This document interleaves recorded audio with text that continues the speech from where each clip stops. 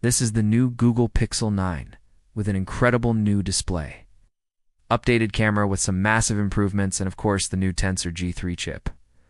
But is this really the ultimate smartphone? Well, let's find out. So first thing first.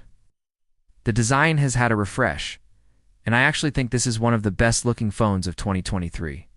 It's simple, it's clean, and it doesn't try too hard. The back is made from a high quality glass with a matte finish to reduce any fingerprints or smudges, and it is very, very slick to the touch.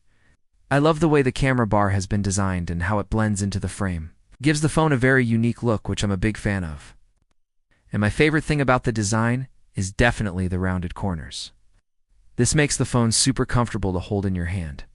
In fact, it's probably one of the most comfortable phones I've ever held. And as someone who uses their phone a lot throughout the day, this is so important. The buttons are also super clicky, and the fingerprint scanner is fast and accurate. However, there is no face unlock, which is a bit of a shame. The display on the Pixel 9 is absolutely stunning.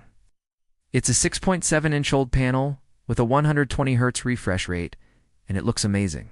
Colors are vibrant, blacks are deep, and the bezels are minimal. It's definitely one of the best displays I've seen on a smartphone. And when watching videos or playing games, the display looks incredible.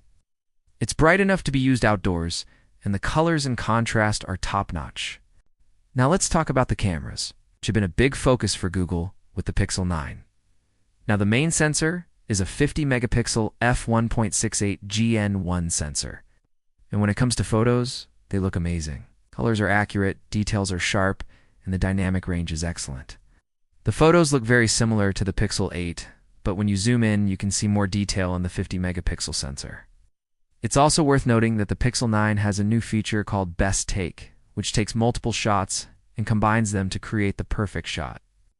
This works especially well with the front camera, which has been upgraded to 10.5 megapixels on both the normal and ultra-wide sensors. You get great shots even in low-light conditions thanks to the new sensor and the software processing.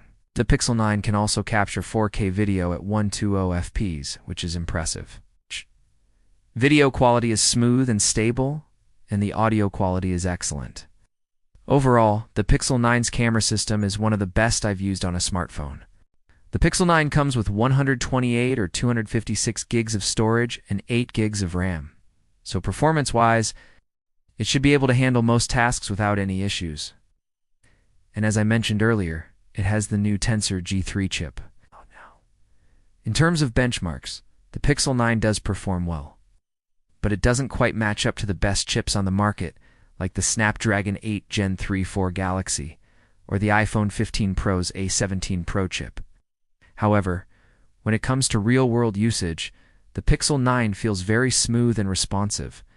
The Tensor G3 is optimized for the Pixel 9 and Android 14, and there's very little in the way of bugs or glitches. And for everyday tasks like browsing social media, taking photos, or playing games, the Pixel 9 performs flawlessly. It's also worth noting that the Pixel 9 is one of the first phones to come with Android 14, and it has some nice new features like Material U adaptive vibration, which detects the surroundings and tunes the vibration accordingly. Now, battery life on the Pixel 9 is good. It has a 3915 mAh battery, and it should easily last a full day of usage. However, it's not quite on par with the iPhone 15 or the Nothing Phone 2, which have slightly bigger batteries. Overall, the Google Pixel 9 is an incredible smartphone.